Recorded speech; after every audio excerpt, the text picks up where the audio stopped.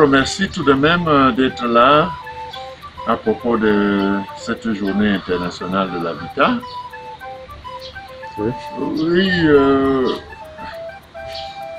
je crois que le secret, c'est surtout aider les enfants qui grandissent avec moi à être propres, non seulement au niveau du corps, mais surtout au niveau de l'environnement. Parce que pour moi, l'école, c'est un sanctuaire. C'est-à-dire un endroit hautement protégé où les enfants doivent grandir avec des valeurs. Et parmi ces valeurs-là, il y a la propreté. La propreté. Parce que si on ne leur apprend pas à l'école la propreté, vraiment, je crois que l'école n'a pas sa raison d'être. Et nous, depuis des années, nous avons le premier prix d'hygiène et salubrité. Le gouverneur organise chaque année ce concours entre les marchés les plus propres, les villes les plus propres, les écoles les plus propres, etc., etc. Nous gagnons ce prix-là. Il y avait, je peux vous citer par exemple à Banganté. J'avais visité Banganté à l'époque où Célestine Ketchup. Madame Kecha était maire de cette ville. Vraiment, la ville était propre, propre. Et je crois qu'il faut sensibiliser les gens. Il faut que les gens trouvent l'intérêt de garder la ville propre. Elle avait réussi à faire comprendre aux femmes que quand vous décortiquez vos pistaches par exemple, il faut avoir un sachet et puis après mettre ça dans un trou. Et puis elle avait mis des poubelles un peu partout. Donc, et puis à Bangan, non, c'est à Banjul par exemple. Oui, exactement. Oui, j'ai vu une déchetterie là-bas. Aujourd'hui, on utilise les déchets pour, comme engrais, comme matière à faciliter la croissance des plantes. Tout à fait. Bon, donc, vous savez, moi j'ai peur de l'avenir des villes au Cameroun et plus particulièrement de la ville de Fubane. Pourquoi? J'ai dit que j'ai peur de l'avenir des villes, des villes au Cameroun et plus particulièrement les villes dans notre département, parce que on a l'impression que les bidonvilles, ça se développe de jour en jour. Il y a des échoppes de fortune.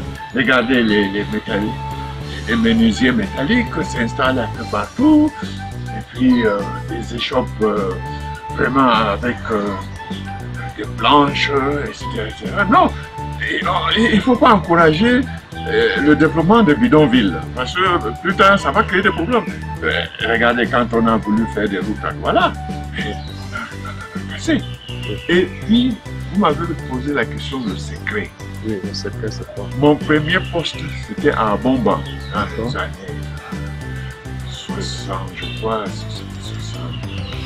74, 75. Et j'ai eu la chance de rencontrer le préfet Kungu Ferdinand. Vraiment, il a été même ministre de l'administration territoriale. Kungu Ferdinand prêchait la propreté dans sa ville. Et il allait de maison en maison, surtout les maisons qui étaient placées à côté de la route. C'était un devoir pour celui qui habitait à côté de la route de maintenir la propreté, de badigeonner sa maison et de faire en sorte que la concession soit propre. Sinon, il y avait des amendes. Vous comprenez? Oui. Bon, comment expliquer que Kungu Ferdinand, un Camerounais qui, n'est-ce pas, demande aux populations de faire la propreté, etc., etc. Alors, donc, il faut absolument qu'on arrive à avoir des leaders au niveau local, qui aiment leur village, qui aiment leur ville, qui aiment leur commune, pour faire comprendre aux gens que la propreté, ça préserve la santé. Parce que si, regardez, imaginez une ville où on n'enlève pas les ordures pendant 2 mois. Mais vraiment, les gens vont mourir le choléra. Exactement. Et puis, sans parler même des gens qui défèquent dans la nature. Moi, je vois surtout les gares routières là. Hein. Ils sont installés des gares un peu partout comme ça dans la nature. Mais quand les voitures arrivent la nuit, moi j'ai déjà pris ça. Mais les gens qui ont voyagé de Bafoussam ou de Douala jusqu'à Fumban, mais ils sortent du car, comme ils ont mangé pendant tout le trajet, ils défèquent quand même, n'est-ce pas, au bord de la route. Moi, j'ai vu ça. Alors donc, à propos de cette journée, mon souhait est que, vraiment, oui, les gens cherchent à protéger l'environnement. S'ils ne veulent pas des épidémies de choléra, des épidémies, je ne sais pas quoi, donc, et puis s'organiser. C'est question d'organisation.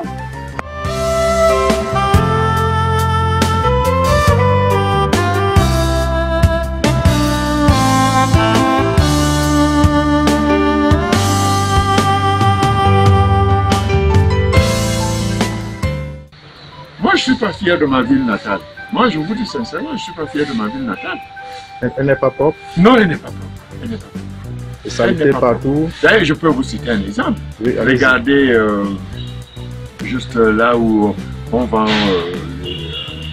les poules et les... Rue Manguier. Rue Manguier, vous appelez ça rue Manguier? Oui. Mais ça fait des années qu'ils n'arrivent pas à enlever des déchets là-bas.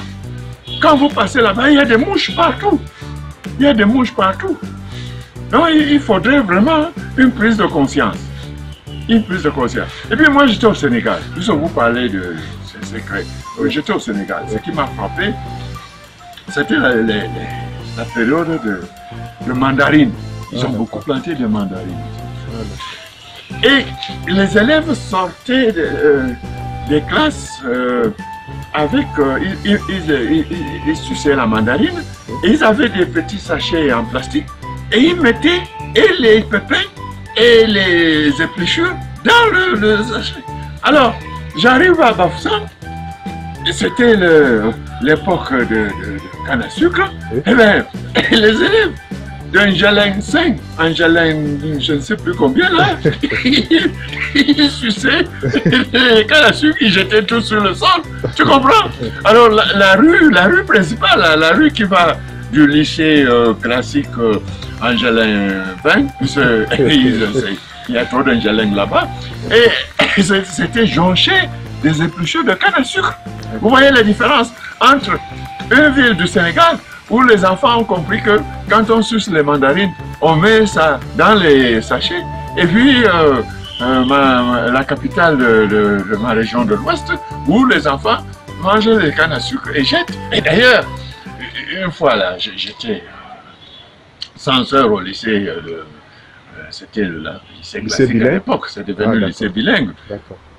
Un matin, il y avait eu des jeux au sucre, tu crois, les jeux au sucre, où les élèves étaient venus jouer là-bas, l'école primaire, tout ça, et puis ils ont jeté partout les épluchures de mangue, de canne à sucre, etc., etc. Le lendemain, les cours reprennent, et j'arrive au stade de volleyball. Les enfants jouaient au volley avec leur professeur là, et puis tout le sol était jonché de épluchures de canne à sucre. Alors, je prends la balle. J'ai dit arrêtez. Tous me regardent comme un fantôme. Un extra. Oui, un extra. Alors, j'ai dit, eh bien, écoutez mon cher collègue, le stade de volleyball, c'est une salle de classe. Donc quand vous arrivez dans une salle de classe, ça n'a pas été balayé. Demandez d'abord aux élèves de balayer la salle de classe avant de procéder. Donc je demande que vous demandiez à vos élèves de nettoyer avant de jouer. Parce que quand un va glisser là, se blesser, ça devient, la responsabilité incombe, n'est-ce pas, au chef d'établissement. Donc je vous invite vraiment à... J'ai donc pris la balle, je rentrais dans mon bureau avec, et j'ai entendu, ils ont dit le colon. J'ai dit bon. Mais de toutes les façons, ils ont balayé, après ils sont venus retirer la balle pour jouer. Donc, vraiment, c'est une question de culture, vous comprenez. Oui. Mais c'est mon fils, c'est une question de culture. On a eu l'indépendance dans la précipitation. On n'était pas prêt pour l'indépendance. Alors, les notions d'hygiène, il faut une culture, il faut qu'on arrive, n'est-ce pas? Cette précipitation nous coûte cher aujourd'hui. On n'arrive pas à comprendre qu'une salle de classe doit être propre. L'école, son environnement doit être propre. C'est difficile. Donc, il ne faudrait pas vous décourager. Il faudrait qu'on essaye, n'est-ce pas, de mettre les contenus de programme, prennent peut-être comme priorité des priorités, la propriété et puis la conservation de l'environnement. Regardez nos forêts, comment on les détruit, et puis tout le monde mange et jette sur le sol. Tout le monde mange! Et j'ai de la peine ici à faire comprendre aux enfants que ne jetez pas sur le sol. J'ai mis des poubelles partout. Mais je les oblige à les enlever. Donc c'est une question de culture. On ne peut pas s'improviser monsieur propre, vous comprenez? Oui. Ça se peut pas. Donc ça va prendre du temps, mais avec cette journée, les gens vont même comprendre l'importance des déchets. Pourquoi le maire de Bajo, lui, il a fait venir des Français pour la déchetterie, pourquoi d'autres maires? Et puis il y a Isakam. Pourquoi Isakam ne peut pas venir à Fumban? Pourquoi Isakam ne peut pas... Donc il faudrait que les gens arrivent à comprendre que nos villes doivent être propres.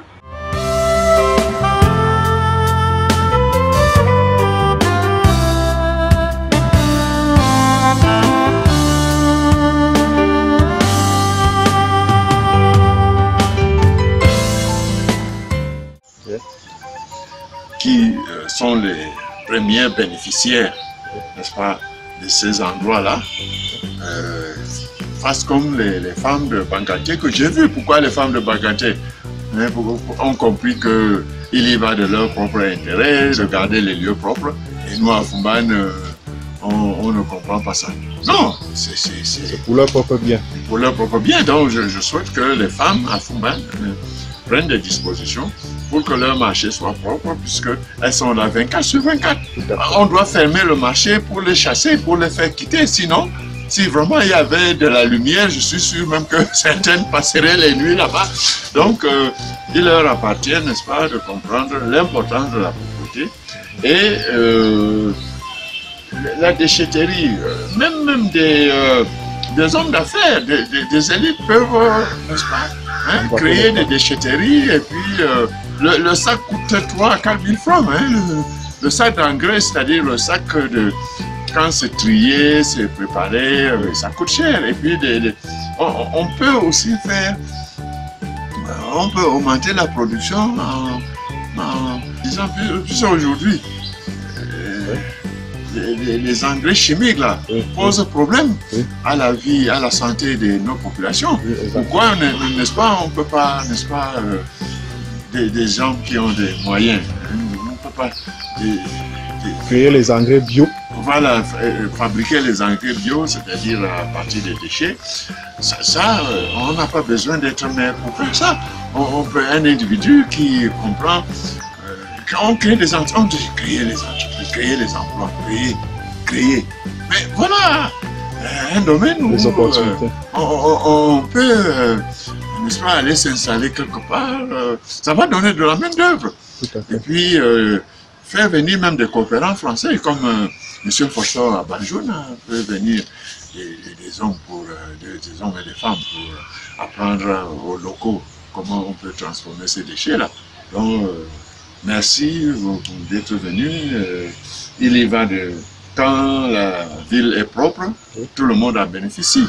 Quand la ville est sale, parce que le choléra, quand il est là, il frappe aussi le riche, le pauvre, le vieux, tout le monde. Tout le monde, puisque c'est dans l'air. Ouais. Alors il ne faut pas polluer l'air sous prétexte que vous gênez le maire. Non, quand vous polluez l'air, mais la pollution... Ils disent qu'ils payent les tickets et que le maire... Non, oui, vous payez quel ticket, mais il paye combien? Non, moi je ne veux pas m'intoxiquer, n'est-ce pas? Chercher la toxicité avec des déchets pourris et tout ça. Vous ne savez pas quand le choléra va arriver. Je vous dis ça. Même, il y a eu des maladies là, en Afrique de l'Ouest. Là. Ebola. Ebola, vous comprenez? Oui. Mais chercher la racine du mal, c'est dans la malpropreté, les saletés. Donc, et ça tue des gens comme les mouches, ça élimine des gens comme ça. Donc il y va de notre propre intérêt, si nous aimons la vie, vraiment, merci d'être venu, merci.